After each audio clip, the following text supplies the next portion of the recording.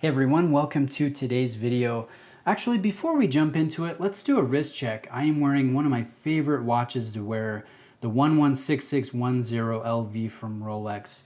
Now today we're talking a few strap options for the very popular SRPE 61. This is the 40mm 5KX or new sports series that I think is a great watch, and I will link my full in-depth review in the description. If you want to go into more detail, take a look at the macro video, the pros and the cons. I like the size, I like the price point. It's not a perfect watch, but it definitely is a strong offering in this entry-level scene, and I think this really sings not on the OEM strap option. So that's the subject of today's video. Now, this textile strap here on the left, this gray NATO, this is the OEM option. You guys can see the hang tag here. I have not worn it on the NATO strap. I put it on once, and once was enough. That seems to be the Achilles heel for most Seikos, from their entry level to the mid-level to the luxury Grand Seiko. The OEM bracelet, leather, rubber, or textile option generally leaves a little something to be desired, and that's especially pronounced with this entry-level Seiko 5. The strap, I say it, it's really silly. I say it because it rhymes. The strap is crap. So I don't even want to show it to you guys. I know it's functional. I know it does the job, and that's really all you can ask for. That's the intent on Seiko's part. Their designers, they want to bring something functional, something comfortable, something inexpensive. But I think with a watch that's this visually potent and versatile, you definitely want to play with the options. And I've had several viewers reach out and say, hey Bruce, can you send me the exact link to that bracelet, to that strap? And so that's the subject of today's video. I'm going to put all of the links in the description and talk briefly about what I thought were the best strap options for this very versatile sports piece.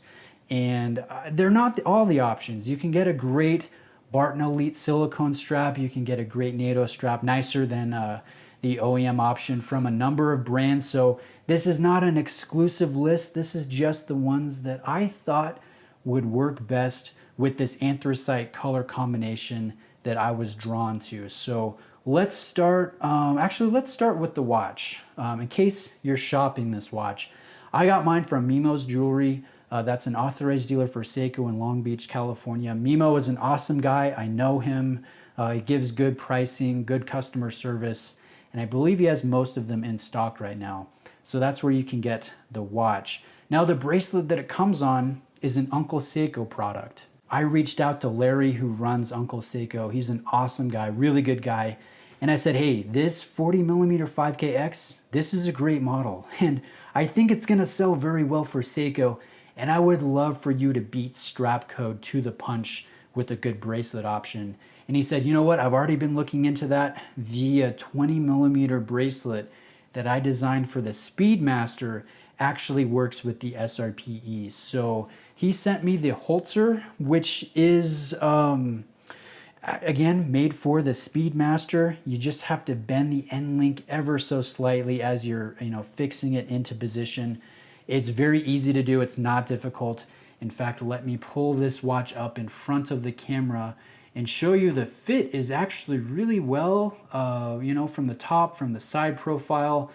It looks like it's made for the watch. And with Uncle Seiko, you kind of have the charm of a Seiko bracelet, but it's not. It's not a Seiko bracelet. Does that make sense? I know I'm sounding a little bit crazy here. But what I'm meaning by that is we still have some flex. We still have some give here. But if we look at the bracelet links, if we look at them, a cross section, they're oval. The weight here is about 50 grams, depending on how many links you take out. So it's more weighty than a standard Seiko bracelet.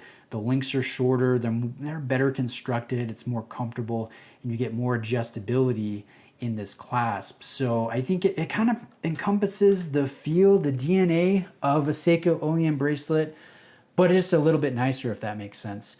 So again, this is made for the Speedmaster. I know, if you're shopping this and you're going, oh Bruce, I've got a Seiko, but you're telling me to get an Omega bracelet, it fits. And the retail price is $89. So I know that's a pretty good chunk of the overall value of the watch, with the watch retailing at $275, but it's been my favorite strap option. And admittedly, I'm more of a bracelet guy, but I really like the look. I like the comfort, and I think the monotone look here with stainless steel really helps the dial pop, and I've liked it. So a link to that is in the description. Now let's go to the leather strap options. Now I think visually it looks nicest on leather. I wouldn't say that for the diver version. Leather on a diver, it's okay, but I don't know. For me, maybe I'm a little bit old-fashioned, but I don't quite like that as much. But with the stainless brushed bezel, it's still sporty, but it's still a little bit more casual and slightly dressy, if that makes sense. So you can really play with the look and feel with some leather straps. So I think visually it looks nicest on leather. I like it most on bracelet, but again, you can find rubber, you can put it on NATO. Really almost anything is better than the OEM fabric option. So the leather straps that I like using, they are Fluco. So that's the brand. They're made in Germany, and they're not very expensive either. So this one is 33, this one's 42. And in my experience, they've been the best value for leather straps.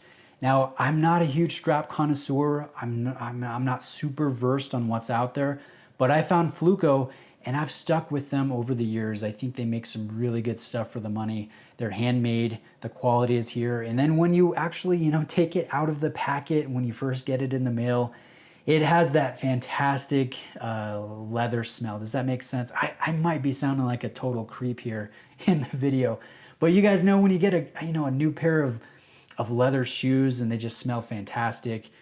The same thing happens here with these straps. You can tell they're very finely made. And like I mentioned, the prices, this one is the 20mm Hunter Brown with the light beige contrast stitching. You can get it in 18, 19, 20, or 22mm widths. And then this one is the suede leather in light gray. And I got that because I really wanted the anthracite dial to pop. And I wanted it to do that with a lighter color on the band and then adding some texture to it with the suede. And so actually, I think this one might look the best out of all of the options that I've tried the watch on. It's pretty fun to mix it up. So this one's 33. You can get it in 18, 19, or 20mm lug widths, for if you have another watch head, a different watch that you want, you want this look on, you can get it in a few different widths. And one of the things that's nice is you can customize the buckle. So if you opt for a Seiko 5 that has, the gold tone or the rose tone, or I believe there's even a PVD treated one, you can opt for the matching hardware with Fluco, which I think is really nice. So I get the Flucos from HolbensFineWatchBands.com. I'm not sponsored by them. I've just bought from them over the years. But I believe you can find Fluco on eBay, on Amazon. There's a few different sites that sell Fluco. So pick the avenue that you like the most. But I use Holben's Fine Watch Bands. I really like Uncle Seiko. I love Larry. He's a good guy. I love Mimo. He's a good guy with Mimo's jewelry. So all of the links for these specific straps are in the description of this video. Reach out with any questions you may have. Thanks for watching today, and I'll see you guys in the next video.